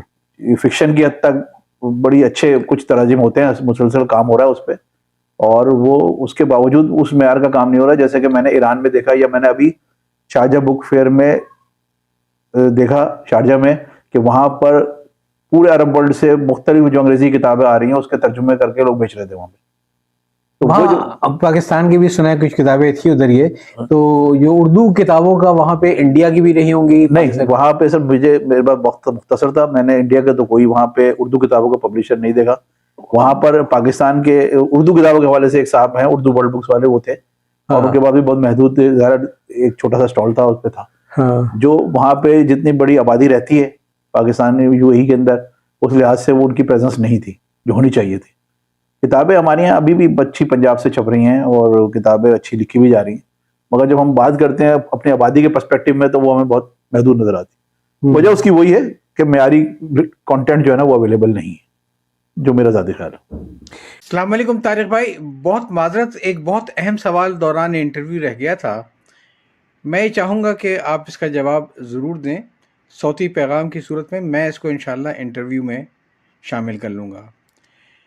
मेरा सवाल यह है कि अक्सर लोगों का ख्याल है जदीद टेक्नोलॉजी वगैरह के हवाले से कि गालिबन पाकिस्तान में उर्दू के ऊपर ज़्यादा काम हुआ है बनिस्बत हिंदुस्तान के, और जदीद टेक्नोलॉजी वगैरह जो आई है। अच्छा, एक चीज़ और भी होती है कि एक अच्छा उस्ताद, एक अच्छा अदीब और एक अच्छा मुकर्रिर, तीनों चीज़ें अलग अलग हैं। तो बाज़ औक़ात ये भी नाम नजर आता है कि बाज़ लोग जो कि यूँ अदरवाइज़ उनका माशाल्लाह बड़ा मुकाम है, दानिश्वर है, सब कुछ है, लेकिन जब वो किताब उनकी आती है या अगर वो तकरीर करते हैं तो उतना इम्प्रेस नहीं कर पाते अपने क़ारीन को। क्या ये सही है? सर देखें, ये हर इंसान की अलग अलग सलाहियतें हैं। शायद मैं तो इस लिहाज से कह रहा हूँ उनकी किताब क्यों नहीं बिकती, बड़े नामों की किताब क्यों नहीं बिकती? मैं अपना ज़ाती तजर्बा मुझे है कि बहुत, मैंने कोई मिसाल के तौर पे अगर नावल पढ़ा और उसकी बाद में फिल्म देखी, अब फिल्म के अंदर उन्होंने उसके स्क्रिप्ट को थोड़ा बहुत चेंज भी किया, और फिल्म देख के जो मुझे, मैंने उसको एब्जॉर्ब किया, वो ज्यादा किया। सही है। तो ये तो मीडियम की बात है और एक्सप्रेशन की बात है, किस तरह आप एक्सप्रेस करते हैं। और सारी दुनिया में यही हो रहा है कि जो असल चीज देखें, जो आज भी और आइंदा भी चीज रहेगी ना सर, अब तो एआई का दौर आ गया है जी, तो वो है असल में क्रिएटिव कंटेंट। सही, बिल्कुल। तो अभी आप खुद बखूबी वाकिफ हैं कि आप कोई भी आर्टिकल एआई से लिखवा लें, कोई भी पोएम लिखवा लें, फिल्म बनवा लें, तो ये सब दौर आ गया है। तो फिर क्रिएटिव लोगों को बड़ा चैलेंज है। सही। तो जो हकीकत मानों में जो क्रिएटिव लोग होंगे ना सर, वो वही राज करेंगे आइंदा दुनिया में, चाहे वो किसी भी फील्ड में हो। जी जी, क्योंकि वो एआई से मुकाबला है फिर। हाँ, तो ये वो जो दौर था ना सर, कि आपने कहीं से भी छाप लिया और ये चीजें हो गई, वो टेक्निकली अब खत्म हो गया। सही। तो क्या लगता है आपको, मतलब ये कि आप 25 साल बाद पाकिस्तान के अंदर किताबों के बिजनेस को और उर्दू किताबों के मुस्तकबिल को कहाँ देख रहे हैं? सर ये तो बहुत मुश्किल काम है इस बारे में देखना। 25 साल तो बहुत दूर की बात है। आधा जवाब तो आपने दे दिया, कह के 25 साल दूर की बात है। ये है कि मेरे ख्याल में देखें, जबान उर्दू तो राब्ते के तौर पे इस्टेब्लिश हो चुकी है। हाँ। और पाकिस्तान से लेके पूरे खत्ते में और पूरे मिडिल ईस्ट। तो बात तो ये हो रही थी कि हमारे यहाँ न तो सरकारी सरपरस्ती है, ना ही लोगों में पढ़ने का इतना शौक है, और जो आपने बताया कि उर्दू किताब और अंग्रेजी किताब का ये, आपके ख्याल में कुछ कॉर्पोरेट इदारों की जिम्मेदारी नहीं है कि जिस तरीके से वो खेलों को, स्पोर्ट्समैन को, इन सबको स्पॉन्सर करते हैं, वो भी थोड़ा सा आगे बढ़े और उस पर आगे कुछ काम दिखाएं कि किताबों के प्रमोशन के लिए? सर देखें, ये जो सरकारी इदारे हैं वो अपने तौर पर उन्होंने बड़ा काम किया है, ऐसी बात नहीं है। बात यह है कि अब गवर्नमेंट की तरजीहात में क्योंकि नहीं है, तो वो इदारे बंद हो रहे हैं या उनको एक दूसरे में जम किया जा रहा है। तो वो सिलसिला जारी रहना चाहिए। और हर मुल्क में जहाँ पर हुकूमतें सोचती हैं तालीम के लिए, उनमें ये सब बहुत मामूली इस पे एक्सपेंडिचर हैं जी, देखा जाए तो। और ऐसे इदारे मजीद बनने चाहिए। जी क्योंकि ये फैक्ट है कि आप इसको जब पुश करते हैं बुक प्रमोशन को और किताब और इंडोर्स कल्चर को, तो उसका रिजल्ट मिलता है लॉन्ग टर्म जी। में, यही जरूरी है। जी और ये सारी दुनिया में होता है। जी तो मतलब उसको हमारे यहाँ बहरहाल ये इसकी जो है तमाम जो मैंने आज से बहरहाल 10 साल पहले 15 साल पहले जो इदारे थे वो उल्टे कम हो गए। इलाकाई ज़बानों के अंदर जो चीज़ें अदब या दूसरी चीज़ें तख्लीक हो रही हैं उनका उर्दू में तर्जुमा होना चाहिए, उर्दू कौन में होना चाहिए। ये जो मुख्तदरा कौमी ज़बान और इस तरह के इदारे करते रहें, इसको और बच्चों के लेवल से शुरू होना चाहिए ताकि लोगों में एक तो यगानगत बढ़ेगी। और सब मेरा ये ख्याल है कि ये ज़रूरी चीज़ें थी जो हमारी निगलेक्ट हुई हैं, और आज जो हम जिस दोराहे पे खड़े हैं उसकी वजह ये भी है कि लोग जो है वो हर जो हिस्सा है सोसाइटी का वो अपने आप को दूसरे से जुदा मुकाबिल समझता है। एक तारीख में बात ये भी है कि देखिए किताबों से दो तीन आदमी क्यों लेता है किताबें। एक तो इल्म के लिए, दूसरा तफरीह के लिए, अच्छा वक्त पास करने के लिए। तो जहाँ तक तफरीह का ताल्लुक है तो वो तो आपको मालूम है सोशल मीडिया ने तो हमारे लिए किताबें पढ़ने का छोड़ा नहीं है। इल्म के तक अगर हम बात करें तो एक छोटे से किसी ने बात की थी ये कि पाकिस्तान में ख़ानदानी मनसूबाबंदी के ऊपर जितना खर्चा किया गया है उतना अगर तालीम के ऊपर खर्चा करते हैं तो ये मकसद तो यूँ भी अचीव हो जाते हैं। तो इल्म, किताबें, इसके लिए कॉर्पोरेट सेक्टर क्यों नहीं सामने आता है इसको सामने प्रमोट करने के लिए? सर देखिए, कॉर्पोरेट सेक्टर का जो मामला है ना, मैं समझता हूँ आप खुद कॉर्पोरेट सेक्टर में रहे हैं, वो उस पर जिम्मेदारी डालना कोई, मैं नहीं समझता कि उसके दूर असरात आएंगे। क्योंकि होगा ये कि कॉर्पोरेट सेक्टर आएगा, वो उसके बाद करेगा ये कि वो कहेगा तारिक फजली साहब को सपोर्ट करना है, इनको प्रमोट करना है, या इनसे वो लेना है तो इनकी किताब छाप दो या किताब खरीद के बांट दो। ये अभी भी हो रहा है, ये अभी होता रहा है। तो वो पब्लिक काम तो देखें गवर्नमेंट का ही है। हमारे यहाँ तालीम का जो बजट है उस हर कोई जानता है वो क्या उसका हाल है।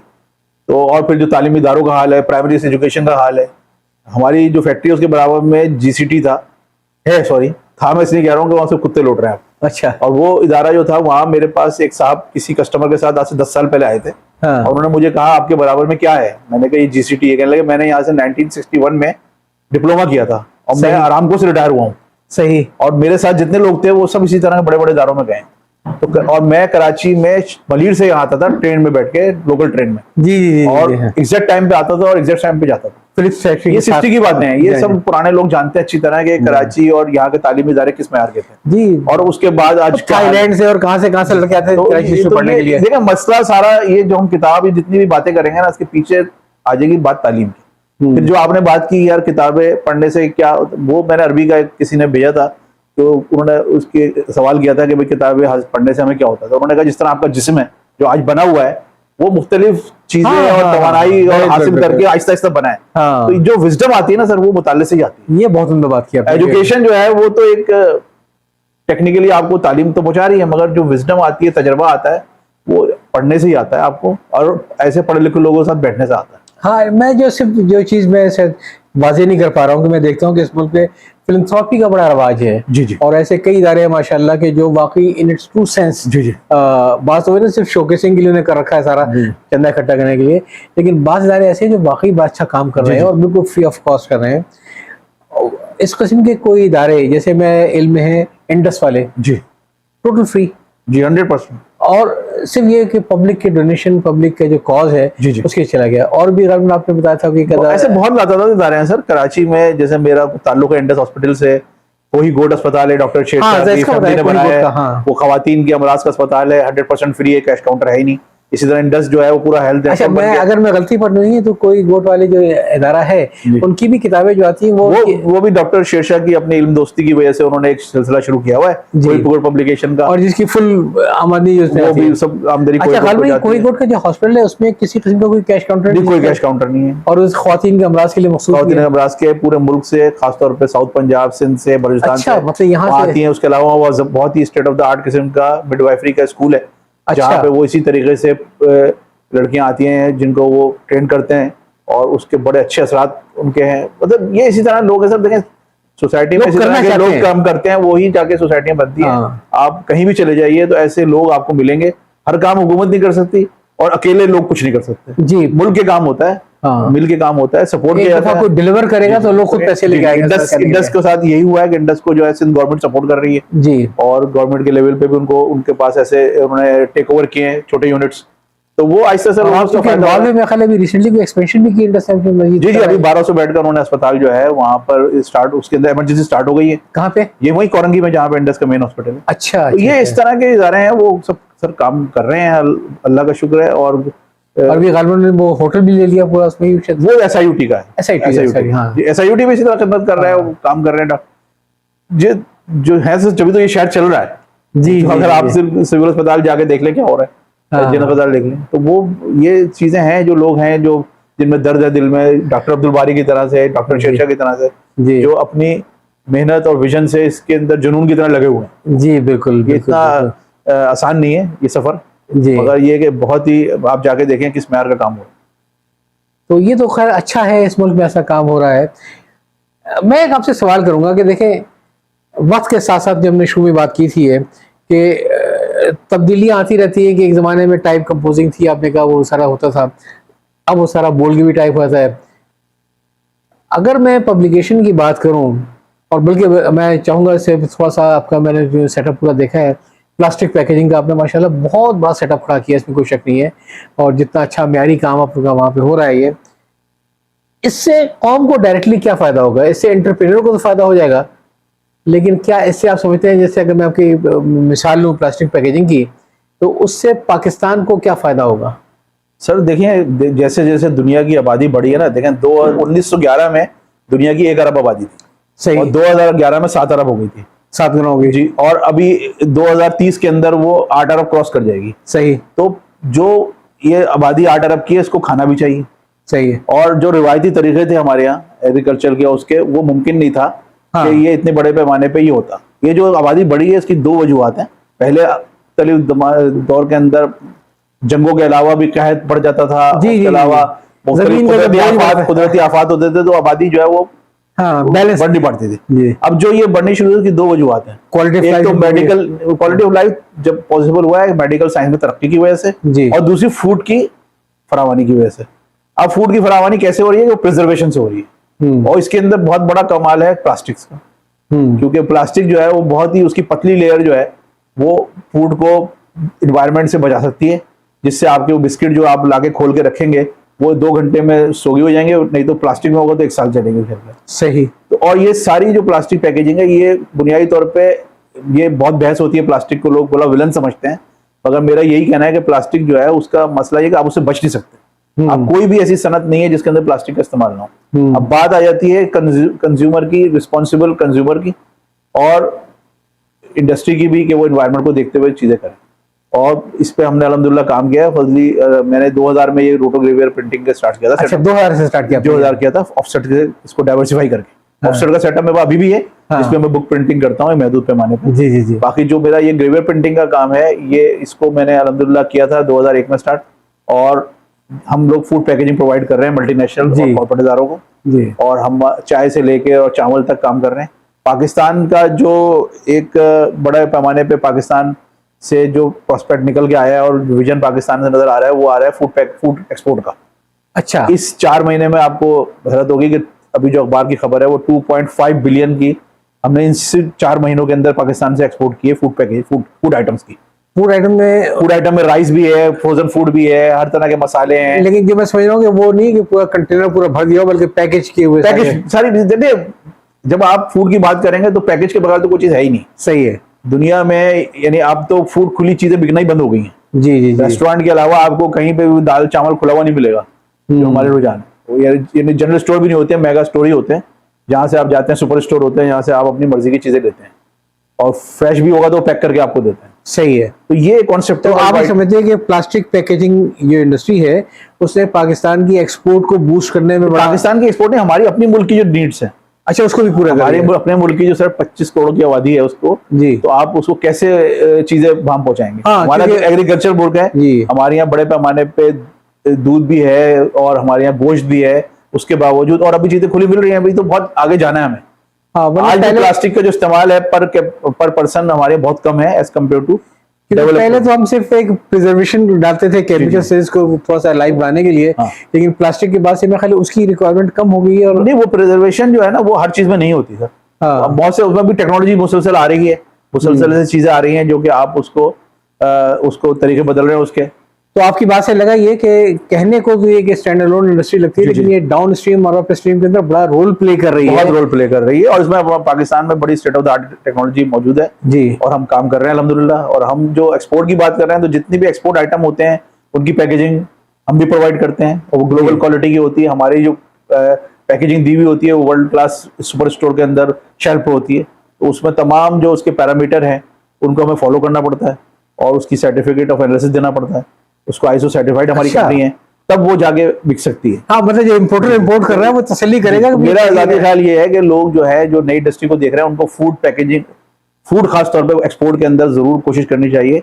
हमारी जो करेंसी है डॉलर के मुकाबले में वो बहुत ही यानी उसके अच्छे पैसे मिलते हैं, जी, और जी, अभी भी जी। हमारी लेबर और दूसरी चीजें हमारी उनसे कम है। हाँ, वो कि गवर्नमेंट की इस पर सपोर्ट हो, जैसे इलेक्ट्रिसिटी एनर्जी वगैरह कुछ हमारे हो जाए, कुछ इस पर रिबेट मिले, तो ये बहुत तेजी से बढ़ सकते हैं। सही है। जैसे कि इंडिया में जो है वो बहुत हैवी रिबेट्स होते हैं, चाइना हाँ। में बहुत हैवी रिबेट्स होते हैं एक्सपोर्टर को, यहाँ पे नहीं है। यहाँ पे उस तरह बिल्कुल भी नहीं है और बहुत सपोर्ट कम है। अच्छा, आप ये समझते हैं कि एज एन एंटरप्रेन्योर न सिर्फ ये कि आपने इस आईडी को लिया, जी बल्कि आपने, मैंने देखा आपका प्लांट पूरा काम होते हुए आपने चाइना की भी काफी इसमें सर, help उसमें ली है। हमने जो स्टार्ट किया था वो इटालियन मशीन से किया था। जी। हमारे पास एसेसरीज में चाइना की मशीनें भी हैं, और हमारा तो जो स्लोगन है वो है ही लीडिंग थ्रू इनोवेशन।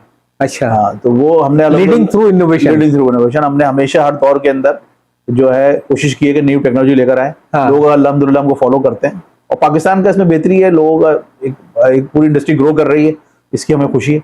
मेरे ख्याल है इसको थोड़ा सा भी आगे लेके चलते हैं, लेकिन एक यहीं पे रोकते हैं सिलसिले को। जी जी। तो तारिक भाई, पिछली बार बात हो रही थी चाइना के बारे में, आपका तो कई बार चाइना जाना हुआ है, जी मेरा ये कैसे आपने कुछ ऑब्जर्व किया कि उनके हालात तो 47 में हमसे ही बुरे थे?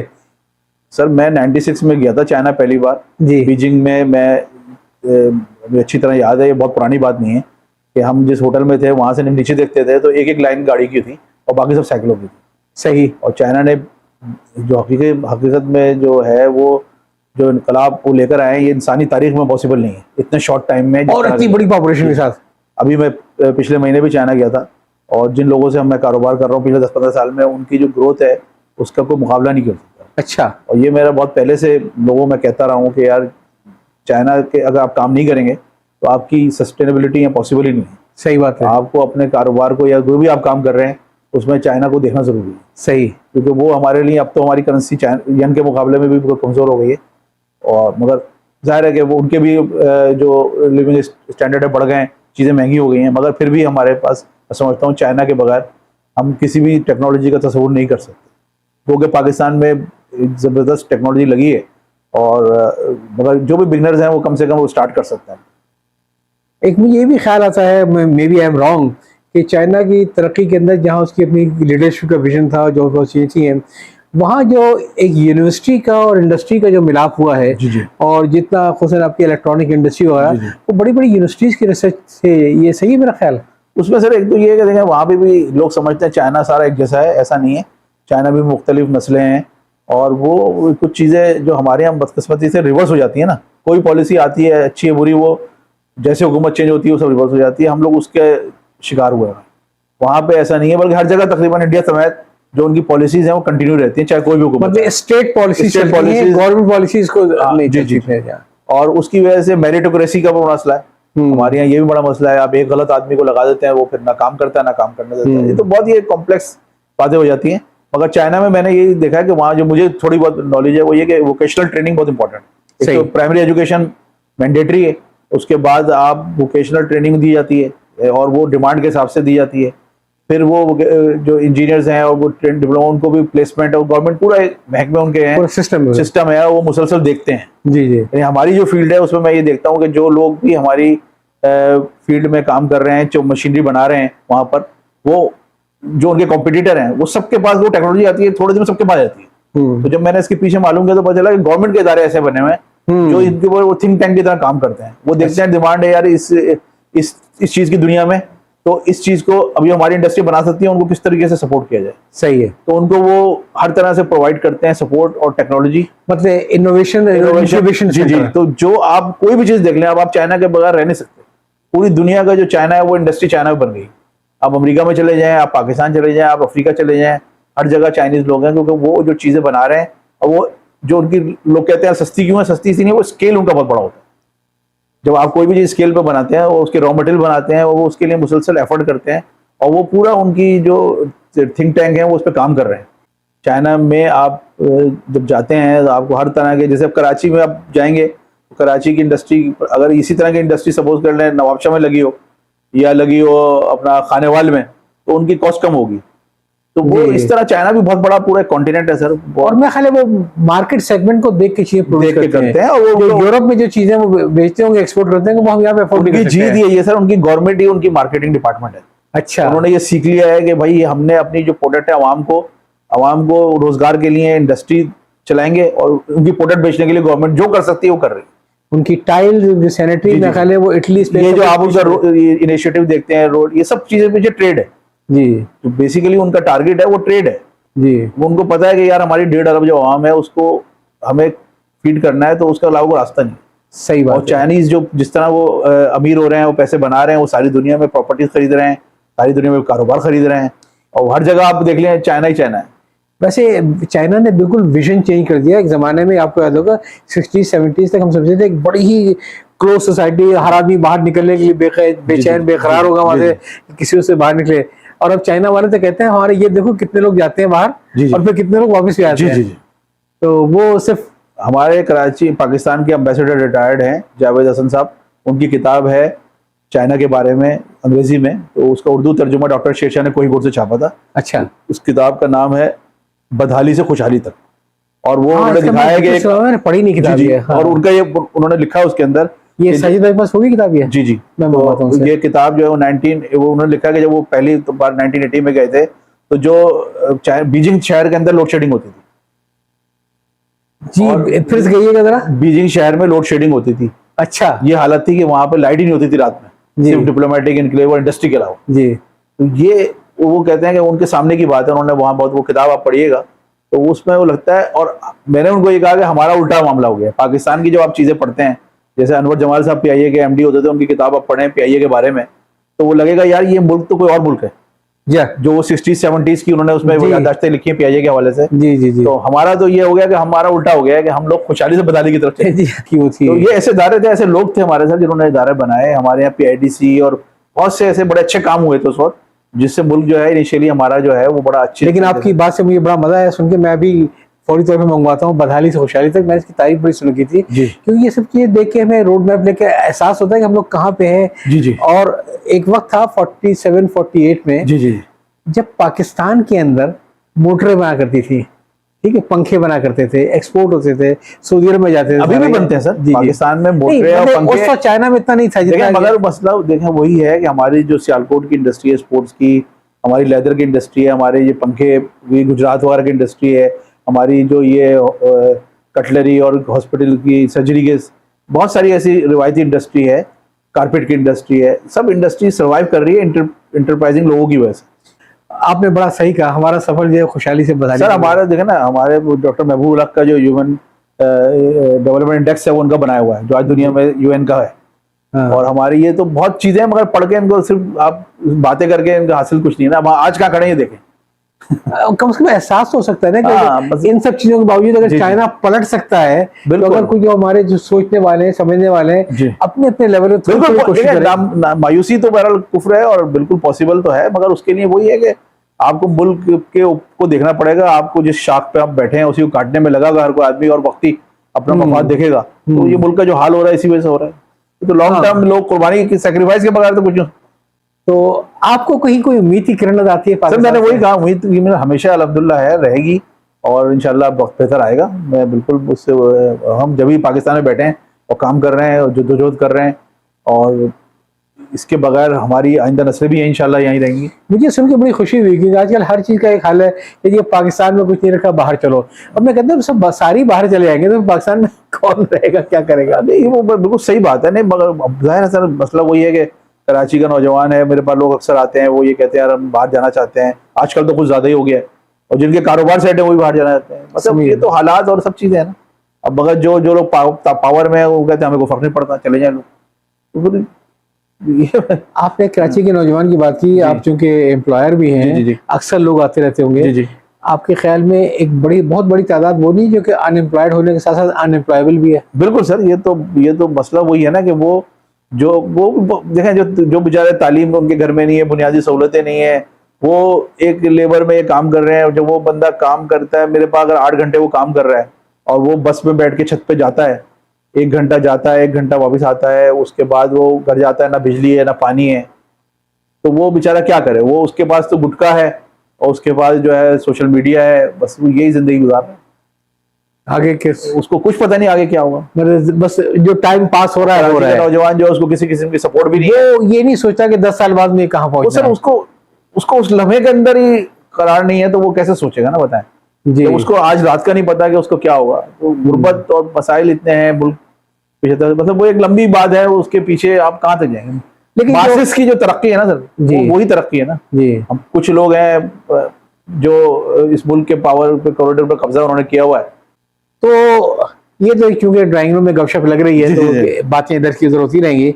वो प्लास्टिक वाली बात तो जरा बीच में रह गई, तो जरा वो बताइए कि आपने जो स्ट्रीम बनाई है और जो सर हम लोगों ने प्लास्टिक पैकेजिंग के हवाले से 2013 में एक्सिबिशन बनाई थी, फ्लेक्स पैक के नाम से।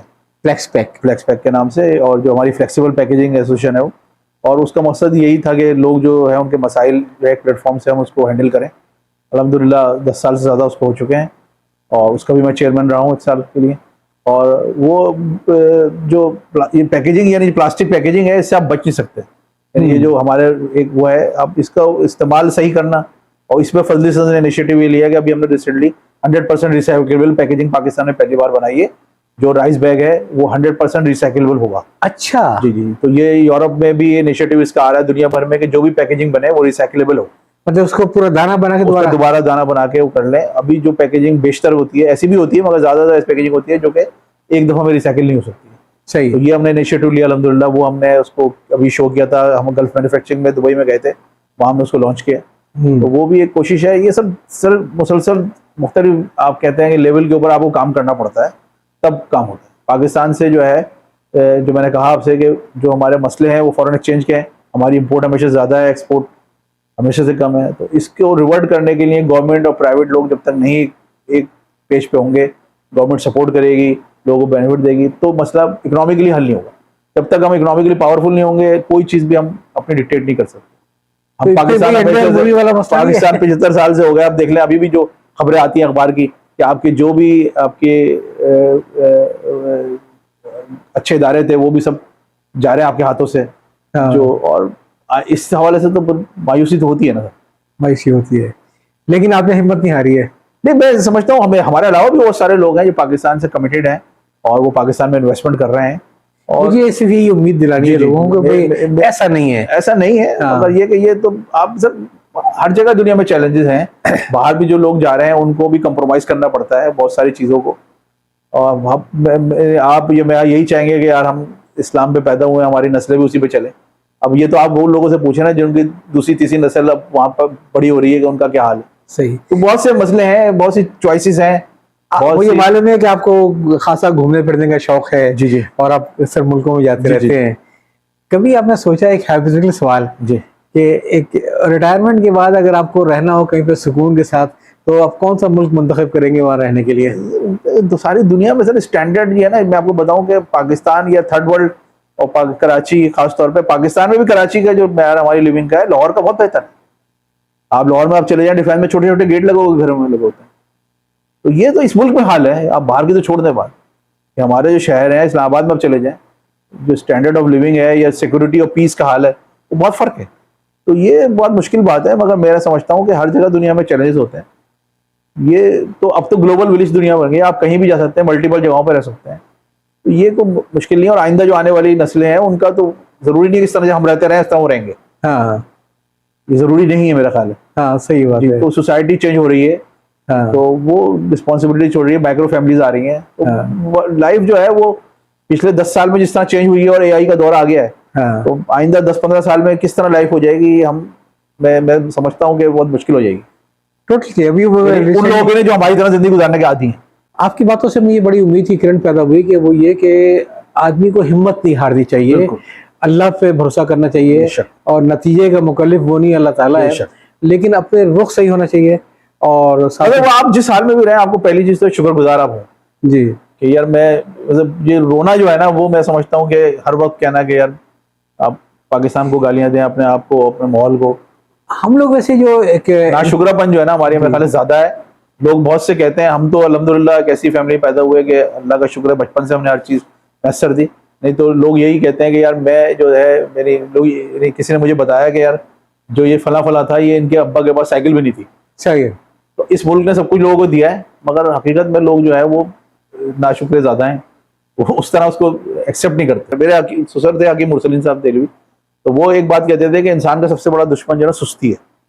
क्योंकि अगर आप बाहर निकल के एक रद्दी पेपर वाला जा रहा है ना, उससे पूछेंगे सेहत के लिए क्या ठीक है, वो आपको 10 बातें बताएगा, 9 सही होंगी, मगर अमल नहीं है हमारे यहाँ। अमल नहीं है। हमारे यहाँ हर आदमी को हर चीज पता है, सही है। मगर अमल नहीं है। और आज तो सोशल मीडिया और इंटरनेट का दौर आ गया, कोई चीज छुपी हुई नहीं है।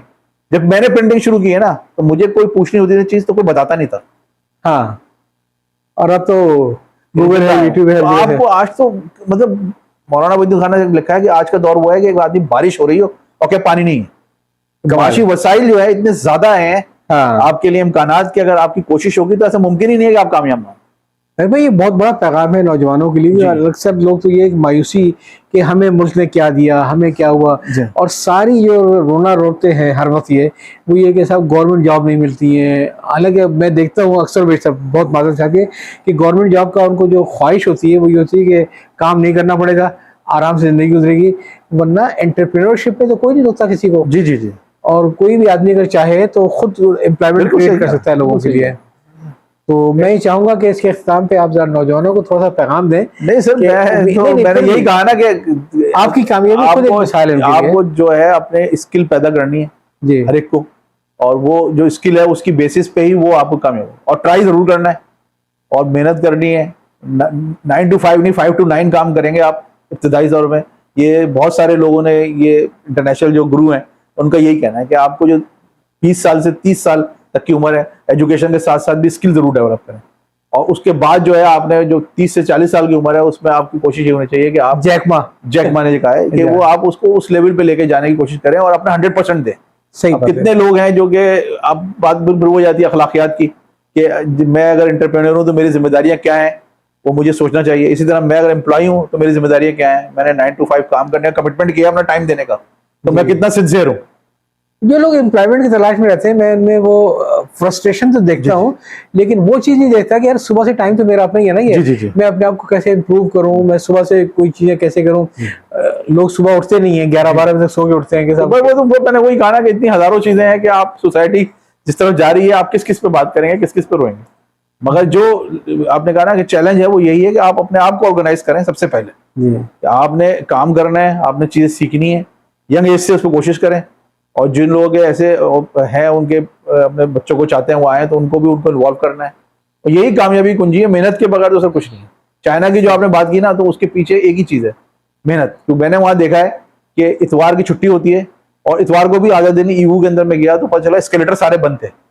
एस्केलेटर जो उनके होते हैं वो बंद थे, और जब मैंने मालूम किया तो पता चला कि वो इतवार के दिन आधे दिन दुकान खोलते हैं और बच्चों को लेके आते हैं। स्कूल की छुट्टी होती है, हाँ। बच्चे वहीं खेलते रहते हैं। अच्छा। एस्केलेटर की वजह से जख्मी कोई ना हो। अच्छा। और हर फर्द काम करता है, वो औरत हो, मर्द हो, बूढ़ा हो, यंग हो, सब सोसाइटी को दे रहे हैं। हमारे यहाँ तो अभी क्या चाइना में एक फैक्टर ये नहीं जबान का भी है कि इतनी बड़ी कौम है मगर सब जबान एक ही बोलते सर हैं। जबान ये हम ये समझ रहे हैं ना, हाँ ये एक है वो।